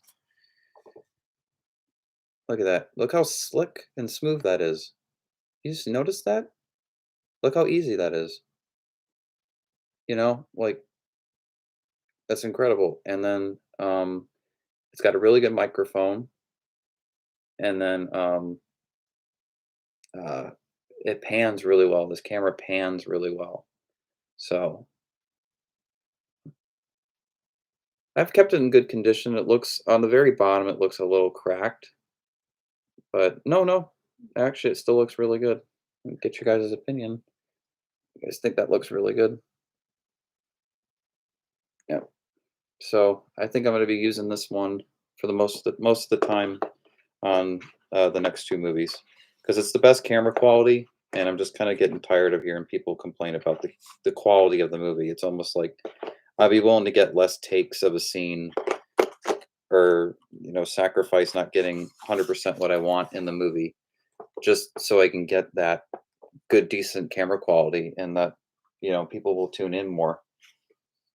I just have to be really creative with it, and when you're low budget, you just have to be creative. And especially when you're low budget, it's like your film better be really good quality. Um, nice. I'm kind of ignorant when it comes to cameras. LOL. No, I'm still teaching myself a lot about cameras, and I'm still learning a lot. And I think if I would know more about cameras, probably the quality of my films would look better. But I have learned a lot from way back from the beginning. I had this random camcorder, in the beginning, and then I got like some really cheap Canon camera. It was only like 200 um, back when I was like 15, but uh, it had Dolby sound. It had, excuse me, it had Dolby digital stereo or something like that. I don't remember, but it was like something like that. So it had Dolby, the sound. I remember being really happy with that. That it had good sound. The sound was really good. It's just it was the camera quality that wasn't really that good. And I didn't go through the settings on that camera when I first got it, by the way. So when I filmed Jester and Jester Returns and The Revenge of a Ghost Face, those were all filmed in 360 format. And Insane Michael's Origin were all filmed in 360 quality because I didn't know there was a 480p option on that camera, but it made a major difference. So I didn't even make the settings 480 on that camera until Destiny Part 1 and Destiny Part 2, Destiny of Ghostface. So that was the highest quality of those Canon cameras were the Destiny movies. And I wish that I would have paid attention to that, you know, uh, when I first started using that camera. And I remember getting like that underwater camera uh, that was really good quality. It was better than that Canon one. It was at Samsung, and I got like two of them. And I made Ghostface versus Jason on those cameras. So I was shooting Ghostface versus Jason on these like little mini cameras, like they were very small. Um, but I liked the picture of it, the quality. The camera quality was like I was like, "This looks so good." So, and it was 60 frames per second. So that was of course a step up. And then once I got to the Twilight short, then I started using Canon cameras again, but they were much bigger and better quality than the previous ones I was able to borrow cameras as well and use better quality out of that. So yeah, your sound and your picture are so important to your movie because if you mess both of those up, it's just I don't know how people are going to be able to enjoy the movie or really like it or anything when there's so much wrong with the picture and sound. And I'm learning that the older I get. To me, it didn't really ever matter to me how good the quality was of a movie, the picture or sound. If the movie's good, it's good. Like if it's in black and white, it's in black and white. But if it's a good movie, it's a good movie. You know. Um. So, but this audiences today, they want that picture and sound, and that 4K, HDR, and I have to, you know, and I can, and I have added HDR tools to my last two movies. But I feel like the HDR will look way better if I use that Osmo camera, or if I use like my iPhone as well, because iPhone is incredible quality too. The camera on that, that's, camera quality on the iPhone still looks better than those Canon cameras. So it's just have to be very slick and creative, and really be very creative with the next two movies when it comes to the picture of them. When I was thinking about starting to make movies again, I bought myself a nice Canon 80D DSLR and never ended up making movies. So now I just use it to take pictures on Christmas. Well, hey, the camera came in handy though. You use it to take photos for Christmas time. I mean, it's not like you know, you don't use the camera at all. So at least the camera went to use it for something in your life, even if that wasn't what you originally planned for to use that camera. But good for you that you found something to be able to use your camera. Canon cameras are much better to take images than video, and I have a Canon camera that is a way better camera for images than for video. And I didn't maybe look into that so much when I got a certain camera, a Canon camera, that it was more used for picture than for video. Um, so if I took like on set, honestly, that's what I should do. Is you only use the Canon camera most of the time to take images for like behind the scenes stuff, and then use the Osmo for most of the footage, and then only use another Canon camera if I absolutely have to use that camera. Like there's no other option to use anything else, because it's like I would use my iPhone after the Osmo, but the Osmo has to be plugged into an iPhone. So I'd have to plug it into my iPhone, and then that takes up a lot of battery. And then, whatever's left on that camera that I can, I mean, on my iPhone, if I have more battery life on there, great. I just have to make sure that iPhone is fully charged every time before, I'm on set filming. So it's a lot to think through just over the camera quality and the sound. Um, yeah, I feel like if more people knew what went into these movies, I would get more respect. Um, And I feel like also if you're the actor of a movie, you still aren't gonna 100% get it. You have to be that writer, and you have to be the director and editor, all 3 of those things, to really understand how stressful that can be. Um, but then at the same time, guys, I have a lot of fun with these movies. I do. I do have a lot of fun with them. Um, they're just, such a great creative outlet for me. It's a great escape uh, from my average day life. I'm able to vent so much out in my writing. I'm able to be an artist. YouTube has given me the platform, the opportunities to be able to create content for you guys that I never thought I would ever be able to do. I'm from 1995, so it's like when I was a kid, YouTube didn't exist till 2005, and I didn't even know about YouTube till 2006. So, as a little kid, when I was like, "Oh, I want to be an actor. I want to be a director," da, da, da, those things were a lot more far fetched, because it those things weren't as possible, you know. But now we have all the tools. You can get any camera, you can film whatever and make something. You can get the editing software, and it's just amazing what you can do now. I mean, you've heard John Carpenter talk about it. He says he envies our generation because of the technology we have. So it's almost like we don't even know how lucky we are to have all that. And so it is a pretty amazing thing that I can film a movie and then edit it all on my computer, and do everything, that, it would take like an entire crew, or, it would require a bunch of money. The fact that I can do these certain effects and certain things for no price at all is amazing. So part of being a filmmaker is being creative. and to learn from that creativity.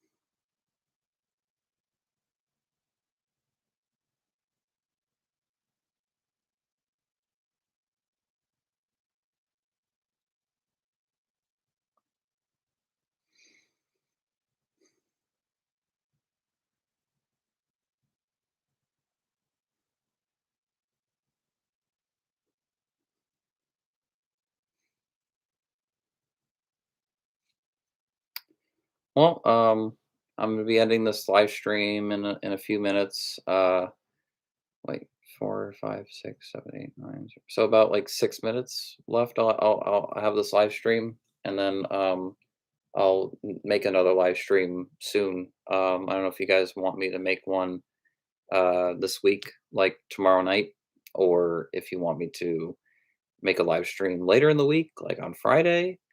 Um, you know, feel free to post a comment in the chat room. What would be if you guys could suggest what would be a cool thing to do for my channel in terms of live streaming? What day should I choose?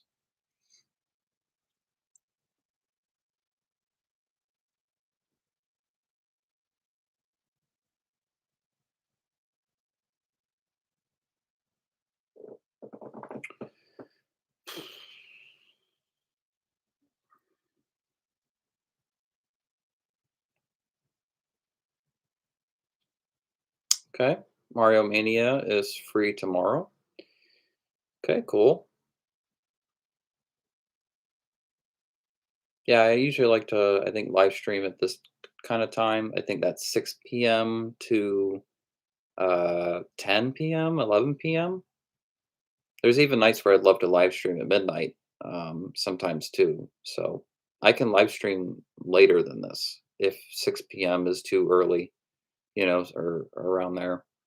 I can stream later as well if because I don't want to live stream if certain you guys can't join. I want to be able to live stream, where people can join and chat and everything, and you know you guys are give enough time to know when I live stream.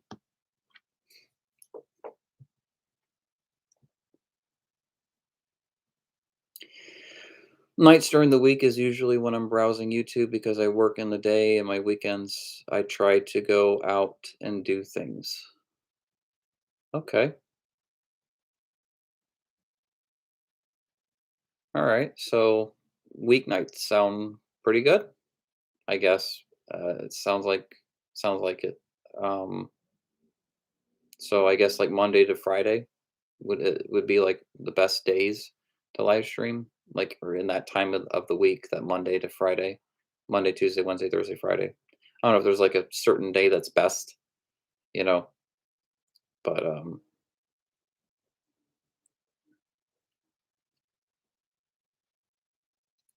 yeah, if you guys want me to live stream tomorrow night, I'll live stream tomorrow night. You guys want me to live stream Thursday night, I'll live stream Thursday night or Friday night. You know, I just don't want to live stream, a day this week where I don't, you know, get responses. I definitely want to live stream a night where people are tuning in.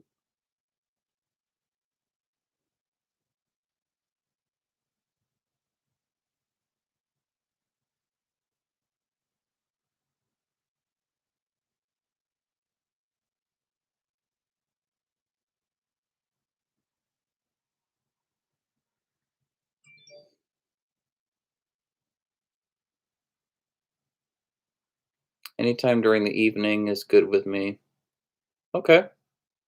So I guess that's 6 p.m., 7 p.m. time is pretty good. Okay. Tomorrow you won't be. All right. So then, Mario Mania, is there any other good time this week that I could live stream? Uh, you know, like Thursday or Friday? Is that a possible time as well, or are you like booked?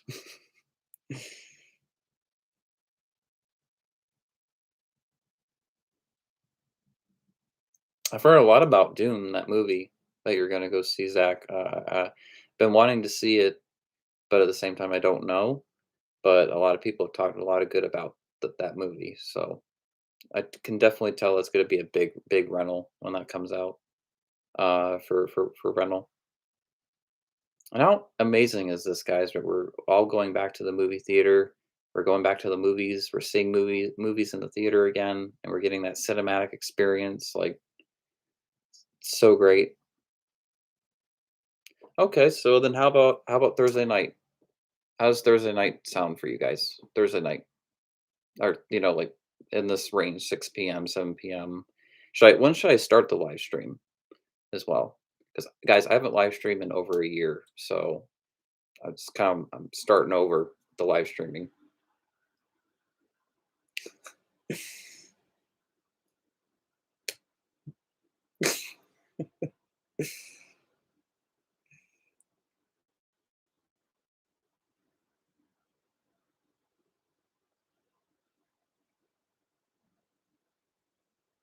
Okay, so Thursday sounds good then, Zach. Okay, that's what the thumbs up meant. All right. Okay. All right, then I'll set my live stream for Thursday at 6:30 p.m. Does that sound good?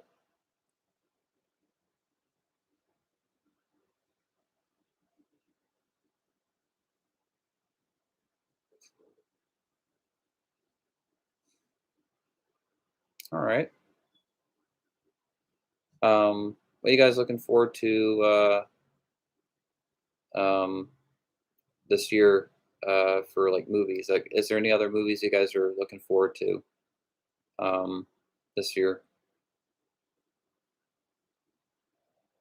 I'm looking forward to that Spider-Man movie, the No Way Home. That does look really good. I am excited for that. Um, and that's about it, I think, of like any major movie, because we're getting Scream and all that next year. So Jeepers Creepers Reborn trailer just came out, so we're getting that next year as well. So everything's like next year. Halloween ends, you know, um, bunch of films. Ghostbusters. Oh yeah, Ghostbusters Afterlife. Yes, it does look better than that reboot that they did, but I'm sorry. Rest in peace to Ghostbusters. The first one is a classic. The second one is a classic. Um, but then after that, it just no. And I think it'll take a long time for the franchise to get back on track if they really try. And I just don't know how you can do it without that original cast anymore. I just don't think it works without the original cast. They were what made it work, you know? So it's like just leave it alone. Like Ghostbusters, like it is such a brilliant concept and the music and all that, but wasn't that very 80s, you know, movies? That's why there was only two of them, like that was only meant for the 80s. It's just I don't know if it fits modern time, especially without that original cast. I mean, they're too old now, and one of them passed away. It's too late. It's too late. That's just my opinion. But hey, this Ghostbusters Afterlife might be an amazing movie, and we might be like, oh my god, I can't believe it was that good, which of course is what we hope, right? We don't want it to be a bad movie. We don't want another bad Ghostbusters film. I don't think we can afford another bad Ghostbusters movie. But yeah, yeah, I'll have to look at what else is coming out this year, but I know for sure the main one was Spider-Man. And I hear that that's going to be a bigger movie than an Endgame and all that. So but anyway, I hope you guys enjoyed my live stream. Oh, I think what will make this work is Jason Reitman is taking what was an 80s comedy his dad made and turning into a more Spielberg type of film. Spielbergian type of film. Well, that doesn't sound too bad. If it has that Spielberg style, it's almost like if Steven Spielberg made a Ghostbusters film, right? Um, that doesn't sound like a bad idea, actually. What you just explained, that gives me a little more optimism for this movie. I can see why you're excited for it now. Um, I didn't know like all the people that were working on the movie and stuff. I just saw the trailer and I just wasn't too impressed.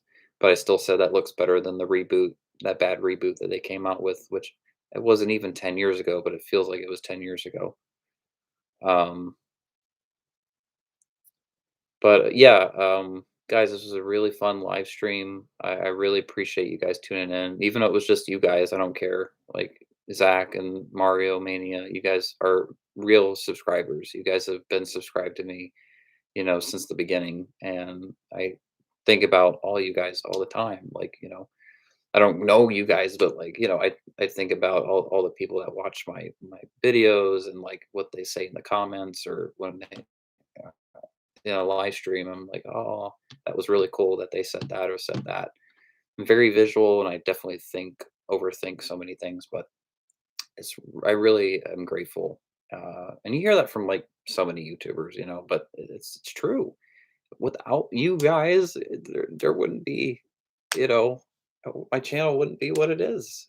So it's all thanks to you guys. It really is. It really is. And definitely, yeah. Check out Zach if you want to. It's only if you have the available time. Uh, um, uh, the Devil Servant and Insane Cage of Madness. Part one, um, and the Insane films, and then let me know what you think. If you want to post like a comment on the films themselves, that would be awesome because I don't feel like there's enough comments always on those movies. And you can post a comment on there. You could even just say, "Oh, this was good," or "This was better than Insane," or "Oh, this was better than Devil Servant," and then maybe you'd message me and then give me your full on review or opinion about it. That's only if you want to. Um, I just always like to continue to hear from you guys, like what I'm doing right and what I'm doing wrong. Um, and it sounds like I'm still on the right track. I've been on the right track for a long time with these projects, so that's really good to know. But you guys keep letting me know if I'm not doing something good with my directing or writing that has been lacking at all recently or anything. Tell me. I'm not gonna judge, get mad, none of that.